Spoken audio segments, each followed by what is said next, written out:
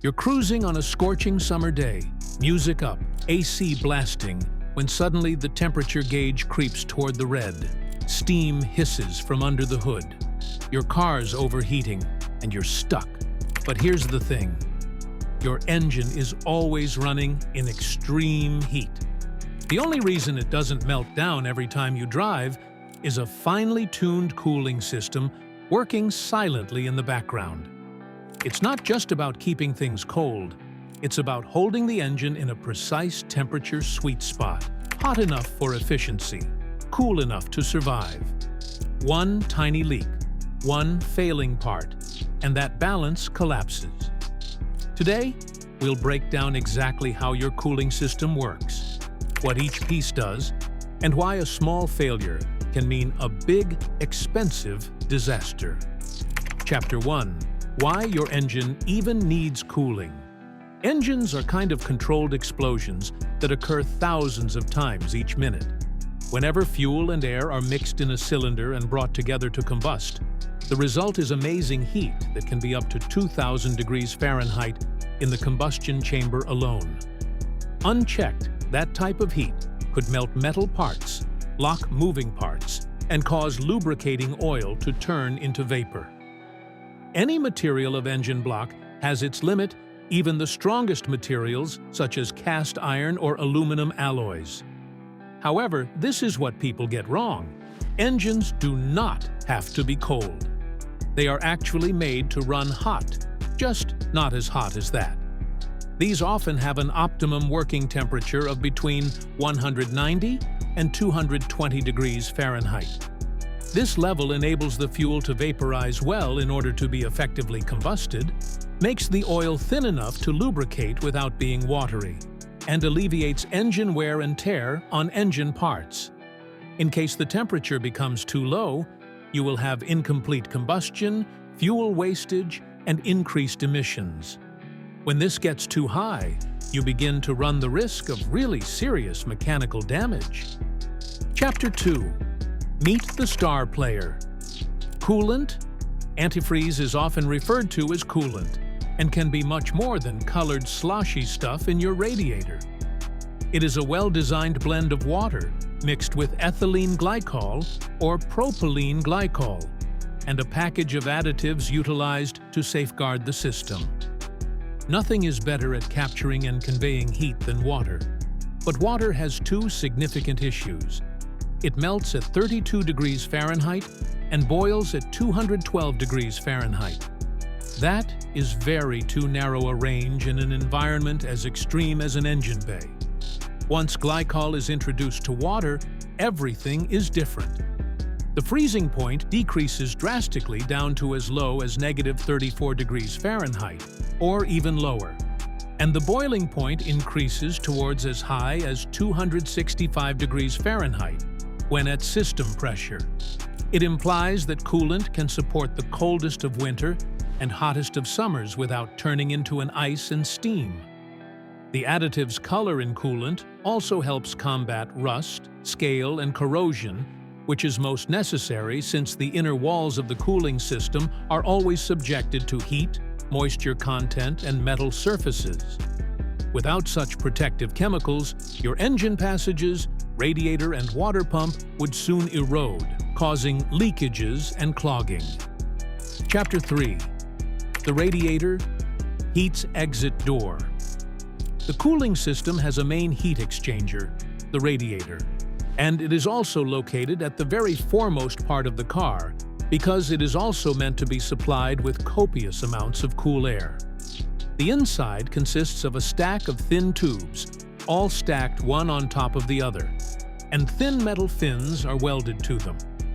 The energy or heat carried by hot coolant is transferred to the metal when it flows through these tubes. The heat is transferred to the air, flowing over the fins, removing it before the fluid gets back to the engine.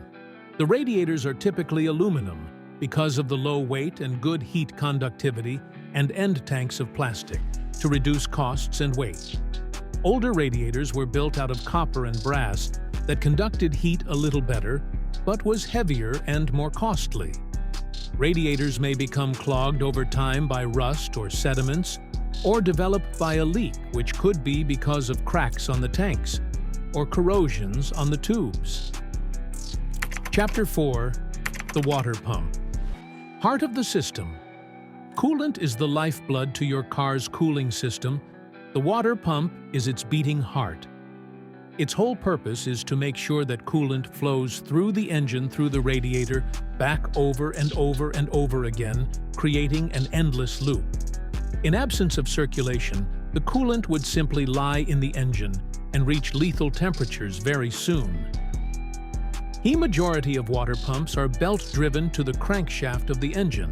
This implies that the pump is capable of spinning faster with the increase of engine revolutions. A broken-down water pump would have your engine dead within a few minutes. Lack of movement will make coolant able to transmit heat to the cylinders, and this causes overheating rapidly.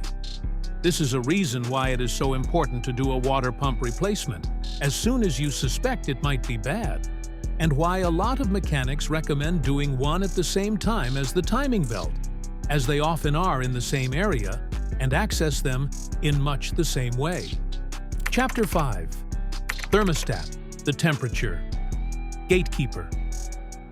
Your car thermostat is a kind of miniaturized yet very significant valve that regulates coolant amount that passes through the engine and radiator. As your engine cools down on a cold morning, the thermostat remains closed, trapping coolant inside of the engine only. This assists in ensuring that the engine can very easily get to their optimum temperature, and therefore consumption of fuel goes up and emissions are down. When the coolant reaches a certain level of temperature, usually around 195 degrees Fahrenheit, the thermostat slowly opens and coolant goes into the radiator, whereby this heat can dissipate. This is so as to regulate that the engine does not go either too cold or too hot. Current thermostats are incredibly accurate and have a pellet of wax in a small cylinder expansion, of which causes the valve to open. Chapter 6. Cooling fans. Backup airflow for all conditions.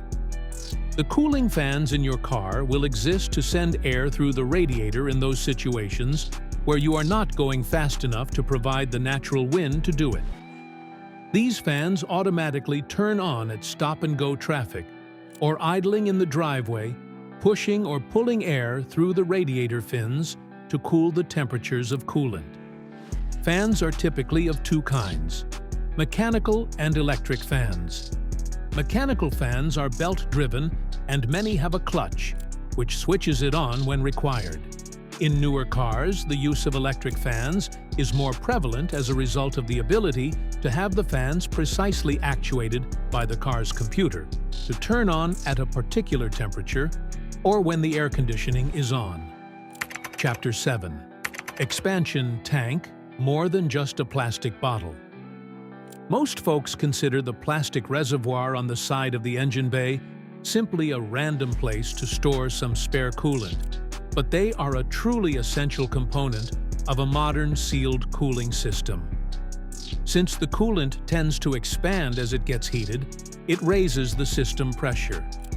This excess volume under pressure needs some place to reside, and the expansion tank provides this.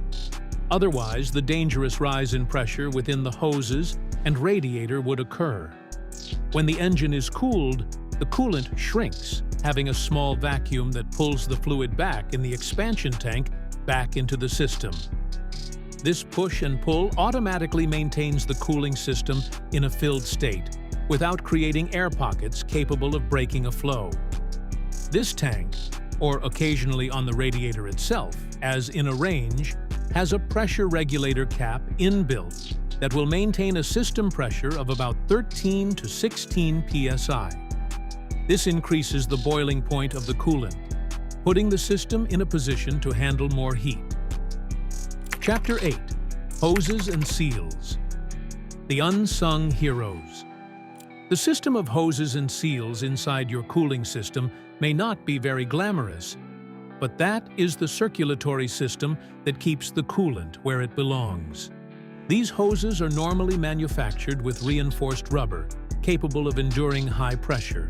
and the continuous changes in temperatures. However, years later, the heat, chemicals, and shaking will cause their effects to be felt. Any one break or swollen hose may result in an immediate coolant leak and quick overheating. Silently, too, the gaping holes of worn seals or gaskets, particularly the water pump or thermostat housing, may be dripping coolant, and you have to keep adding coolant more frequently without realizing the actual fault until it is too late. Small leaks will cause air to enter the system, creating hot spots that may lie inside the engine. Chapter 9. What happens when the cooling system fails? There is a swift and harsh effect when any aspect of the cooling system loses its functionalities. To start with, you may notice the temperature gauge rising or steam rising under the hood.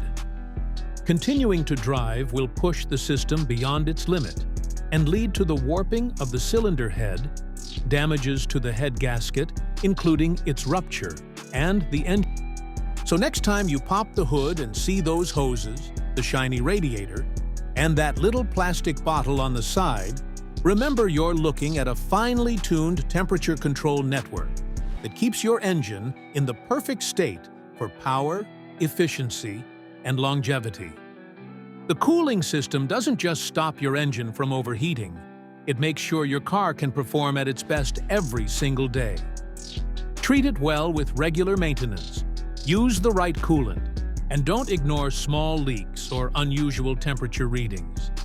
Because in the battle between heat and your engine, the cooling system is the only thing standing between smooth driving and a blown engine.